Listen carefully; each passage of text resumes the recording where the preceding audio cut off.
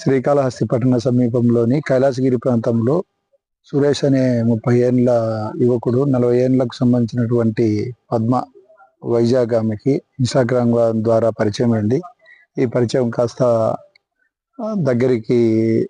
దగ్గర సంబంధాలకు దారితీసింది. గత నవంబర్లో ఆమె ఇన్స్టాగ్రామ్ ద్వారా ఫ్యామిలీని వదిలిపెట్టేసేసి ఇక్కడే ఇతనితోనే నివాసం ఉంటుంది. చిన్న మనస్పర్ధల కారణంగా ఇంట్లో ఉన్నటువంటి భార్యాభర్త చిన్న భోజన విషయం దగ్గర గొడవ పడేసేసి వాళ్ళు పెట్టుకోవడం జరిగింది. దానివల్ల ఆమె సూసైడ్ చేసుకోవడం జరిగింది. తర్వాత ఇతను కూడా నేను లవ్ చేసిన ఆమె ఎందుకు అనే విధంగా నెక్స్ట్ రోజు కూడా అదే గదిలోనే సూసైడ్ చేసుకొని చనిపోవడం జరిగింది.